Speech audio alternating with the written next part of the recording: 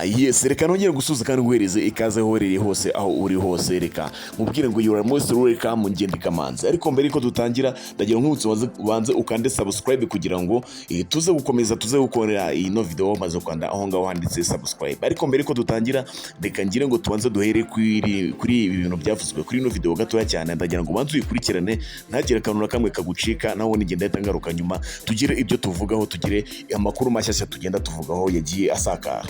Nk'uko bari babivuze, ibigo nka Meta, YouTube na TikTok byose bishyiraho eligibility requirements bituma ibihugu bishobora kuba byakora platform monetization, aho abafite ibihangano bashobora kubibyaza umusaruro.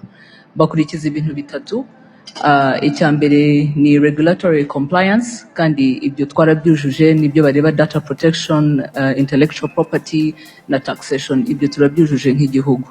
Icya kabiri bareba nk'uko Bruce Melody yarabivuze ni volume of advertisements. Ni ukuvuga ngo dufite abantu benshi bashobora kuba bakwadvertisinga kuri izi mbuga nkoranyambaga, bikadufasha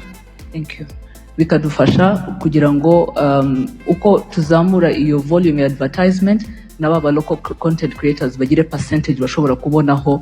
Ari naho ngira ngo tukiri hasi kuri izo volumes. Ngira ngo ntanze urugero, biba bisaba nibura hagati ya igice cya miliyoni na miliyoni y'amadolari ku kwezi in terms of volumes of advertisement kugira ngo igihugu gishobore kuba cyaba eligible.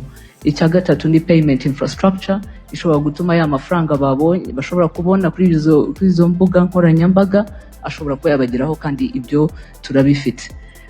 Ari ibyo bigo byose nk'uko nabivuze twavuganye nabyo. Ni ukuvuga ngo hariho ibintu bibiri aho batubwira ati turimo turabikora, bagenda banashyiraho ibihugu bitandukanye babyongera mu mubare w'ibihugu biri eligible, ariko bikanasaba yuko natwe twashyiramo imbaraga kugira ngo the volumes of advertisement coming from our private sector and companies ishobore kuba yazamuka kugira ngo tube eligible. Murakoze. Yes, ku bitureba twakora rero specifically ni ibi.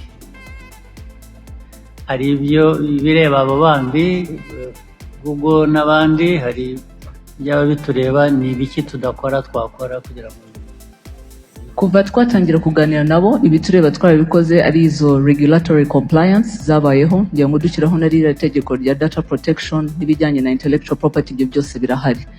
Payment infrastructure zirahari. Ubu ngira ngo ahasigaye hakeneye ko twashobora kuba twabyaza umusaruro izo mbuga nkoranyambaga no kuzamura iyo advertisement base. Murakoze cyane. twayizamura duteze.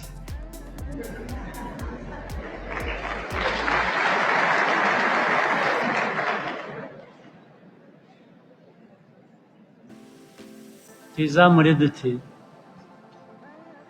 Your Excellency, I think ibintu kubifata twese nk'umukoro. Companies zose zikumva ko social media is also a platform where you can do advertisements, kandi nabyo bigira iyo network effect ishobora gufasha baba local content creators bacu. Harimo kutamenya rero kwaba ngira ngo nk'aba local content creators bo bamaze kubimenya, bakomeje bagirana ibiganiro na companies. Ubu nizo dukeneye zamenya zite to mobilize. Twabikora, dukwiye kubikora dukora iyo mobilization. Thank you, sir. Icyanyuma ni cya kindi Bruce Melody yasabye nyakubahwa Perezida wa Repubulika, nacyo umwitozo baduhaye kugira ngo dushake uburyo twakora monetization ya digital content. Nababwira ko tubigeze kure, tuzakomeza kubabwira aho bigeze.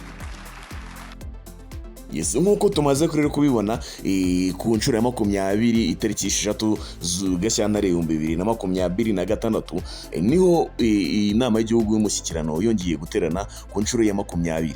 Rero nyuma y'ubusabe bwatangiwe mu nama ya 20 y'umushyikirano ku nshuro ya 20, u Rwanda rero rwemejwe ku rutonde rw'ibihugu byemerewe monetization nk'uko byatangajwe n'ikinyamakuru Data Rwanda. Imbogamizi rero zari zisanzweho mbere y'ibi, abahanzi bakoraga ibiganiro kuri TikTok mu Rwanda bageraga ikibazo cyo kubona amafaranga aturutse ku byo bakora cyangwa se kuba bayora agatutse kuri urubuga rwa TikTok. Hari n'abakoreshaga konti zafunguwe mu bindi bihugu cyangwa se ubwenegihugu bw'abandi kugira ngo babashe kwinjiza amafaranga. Iyi ntambwe rero yakurikiye ubusabe bwatangiwe mu nama y'igihugu y'umushyikirano ku nshuro ya 20 aho yabaye ku itariki 6 z'ukwezi kwa kabiri 2026, aho rero His Excellency Paul Kagame yasabwe kugira icyo akora kugira ngo hafungurwe amahirwe yo kwinjiza amafaranga ku bakora ibikubiyemo cyangwa se aba content creators bo mu Rwanda. Mu bavuze kuri iki kibazo rero harimo n'umuhanzi w'umunyarwanda Iwacu Bruce uzwi ku izina rya Bruce Melody, aho yagaragaje ko abanyarwanda bari bamaze igihe bahura n'iki kibazo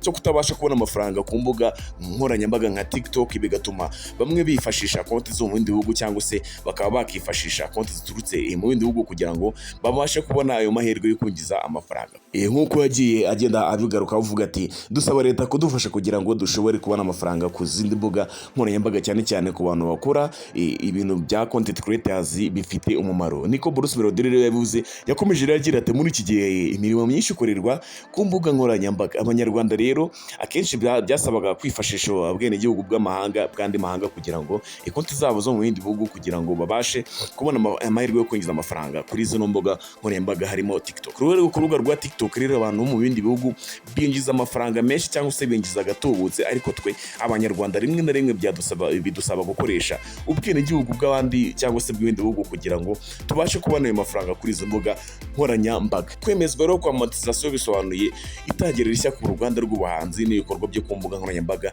mu Rwanda, kuko rero bifunguriye amarembo ndetse n'amahirwe menshi cyane ashoboka ku bashoramari b'ikoranabuhanga n'abahanzi, abarimu, aba influencers ndetse n'abandi bakora ibikubiyemo kugira ngo babashe kwinjiza amafaranga ku buryo butaziguye kandi bwemejwe, batagikeneye ubundi buryo bwo kubyikemura cyangwa se workarounds. Reka turebe rero ibisabwa cyangwa se ni ibiki bikenewe kugira ngo umuntu yemererwe kubona amafaranga abashe kuba yabona amafaranga binyuze kuri urubuga rwa TikTok. Nubwo rero u Rwanda rwamaze kwemererwa monetization, ariko bashaka kubona amafaranga bagomba kuzuza ibisabwa byasabwe na TikTok. Birimo rero ikintu cya mbere ugomba kubojuze ni ukuba ufite nibura abayoboke cyangwa se aba followers, abantu bakaze follow bagera ku bihumbi 10. Ukaba ufite abantu basaga ibihumbi bagera ku bihumbi 10 bakanze follow kuri account yawe, bakurikirana ibikorwa ushyiraho buri munsi.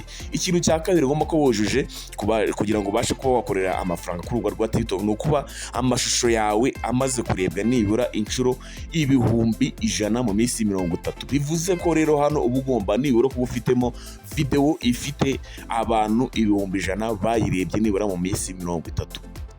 Icya gatatu rero gisabwa kugira ngo ubashe kuba wakinjiza amafaranga anyuze kuri urubuga rwa TikTok ni ugukora amashusho y'umwimerere cyangwa se gushyiraho original content zitari iz'abandi. Ikindi kintu cya kane ni ukuba amashusho afite nibura amasegonda 60 kuzamura. Kwa ufitemo amavideo nibura agiye afitemo amasegonda 60 kuzamura. Gusa ibi ngibi kuba ubyujuje byose, hari ikindi kintu bashyizeho cyitwa ngo ni subscription, cyangwa se icyo twakita nka subscription, wabifata nka subscribe kuri YouTube. Ahangaha rero uzajya uba ufite iyi subscription kuba wajuje ibi ngibi bisabwa byose. Rero noneho umuntu yagukandira subscribe kuri TikTok, akaba amafaranga yakuvaho akambujyaho bitewe nuko akora content zagushimishije cyangwa se zigufasha. Mu buryo nabwo rero ni bumwe mu buryo bugiye kujya bwinjizaho amafaranga kuri TikTok.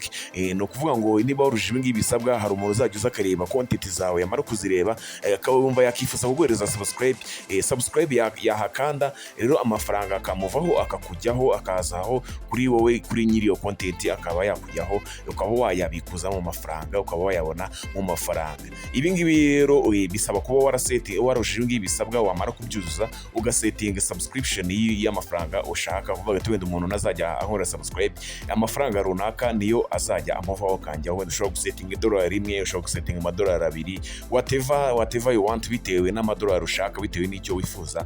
Bikaba byagenda gutya, amafaranga ukaba wakinjiza amafaranga muri buno buryo. Ni ibintu byavuzwe byasakajwe kugira ngo ubashe kuba wakinjiza amafaranga ku rubuga rwa TikTok. Iyi ngiyi rero ni intambwe y'ingenzi cyane ku rubyiruko n'abakora ibikubiyemo cyangwa se aba content creators kuri TikTok bo mu Rwanda, kuko rero ibafunguriye amahirwe yo kwinjiza amafaranga mu buryo bwemewe kandi butaziguye. Aba content creators rero kuri TikTok TikTok bakoresha urubuga rwa TikTok nababwira iki amahirwe arabasekeye amahirwe nayanyu kugira ngo mubashe kuba mwarukoresha mubashe kuba mwarwifashisha murubyaza umusaruro mushyira content nzima mushyiraho ibintu byatuma abanyarwanda bakomeza kugenda baryoherwa ndetse n'ibintu byinshi bigiye bitandukanye kugira ngo mubashe kuba mwakinjiza amafaranga hano ku rubuga rwa TikTok. Ibi ngibi bikaba ari ibintu bigiye gutuma bigiye kugabanya umubare w'abashomeri bigiye kugabanya umubare w'abantu badafite akazi cyane cyane ku rubyiruko. Reka rero dusoze dushimira ubuyobozi bw'igihugu cyacu, dusoze dushimira nyakubahwa His Excellence Paul Kagame wagize icyo akora kuri iki kintu. Rero tunashimire Bruce Melody watanze iki gitekerezo kugira ngo bibashe kuba byashyirwa mu bikorwa. Si TikTok gusa, mu minsi iri imbere haraza kuza harimo n'ibindi bigiye bitandukanye, bityo abanyarwanda urubyiruko ndetse n'abandi bose babashe kuba babyifashisha kugira ngo bakomeze kugenda bakoreraho amafaranga, bityo igihugu cyacu gikomeze kugenda gitera imbere. Niba uri mushyashya rero, niba uri mushya kuri iyi YouTube channel, ndagira ngo banze ukande subscribe kugira ngo natwe turebe ko twatera imbere mu minsi iri imbere. Rero ngewe ndi Kamanzi naho ubundi nakagaruka, reka nkubwire ngo ciao ciao kandi ukomeze kugira ibihe byiza.